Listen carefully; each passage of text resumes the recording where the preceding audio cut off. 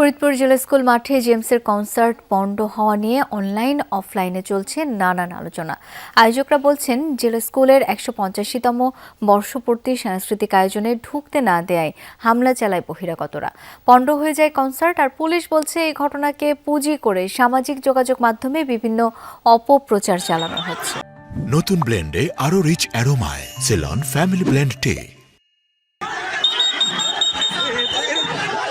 ফরিদপুর জেলা স্কুল প্রতিষ্ঠার ১৮৫তম বর্ষপূর্তির আনন্দ আয়োজনের শেষ সময়টা হয়ে ওঠে বিভীষিকাময়। বহিরাগতদের হামলায় পণ্ড হয় সাংস্কৃতিক অনুষ্ঠান। বৃহস্পতিবার থেকে স্কুল মাঠে শুরু হয় ২ দিনব্যাপী জমকালো আয়োজন। এতে অংশ নেন প্রায় ৪৫০০ প্রাক্তন ও বর্তমান শিক্ষার্থী। শুক্রবার সন্ধ্যা থেকে শুরু হয় সাংস্কৃতিক অনুষ্ঠান। রাত ১০টায় গান পরিবেশনের কথা ছিল জনপ্রিয় ব্যান্ড শিল্পী জেমসের। প্রত্যক্ষদর্শীরা জানান, জেমসের কনসার্টের খবর শুনে দূর দূরান্ত থেকে ভিড় জমান অনেকে। তবে অনুষ্ঠান উন্মুক্ত না হওয়ায় তাদের প্রবেশ করতে দেয়া হয়নি।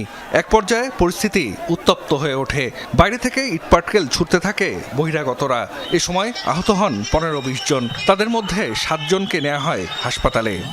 এই সব লোকজন আসছে কানাইপুর, সালতা, তারপর শহরের কিছু ট্রাক ভরে লোক আসছে। এরা আসছে কনসার্ট দেখবে, জেমসের গান শোনার জন্য।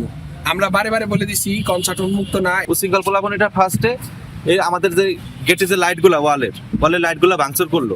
এরপরে তারা ট্রাকে উঠে এই যে আলোক সজ্জার জারবাতিগুলো এগুলা ছিঁড়ে তারপরেই ইট মারা শুরু করে দিল।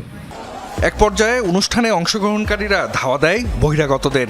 পরে পরিস্থিতি নিয়ন্ত্রণে আনে পুলিশ। আইনশৃঙ্খলা বাহিনীর ভূমিকা নিয়ে প্রশ্ন তুলেছেন আয়োজকরা। আমরা বাইরে 3টা ডিসপ্লে সেট করেছিলাম যেন বাইরে যারা আসবেন তারা দেখে, তারা এসে বিক্ষিপ্তভাবে আমাদের মঞ্চ এবং আমাদের যারা জনসমাগম যারা ভিতরে বসে তাদের লক্ষ্য করে ইট পাটকেল নিক্ষেপ করা হচ্ছে। জেলা প্রশাসক, পুলিশ সুপার তাদেরকে জানালাম, কিন্তু আসলে আমরা কোনো ধরনের হেল্প পাইনি। পুলিশ সুপার জানান, জেমসের গান শুনতে জেলা স্কুলের বাইরে ভিড় জমান ১৫ থেকে ২০,০০০ মানুষ। বিশৃঙ্খলার ঘটনাকে ভিন্ন খাতে নিতে সামাজিক যোগাযোগ মাধ্যমে গুজব ছড়ানো হচ্ছে।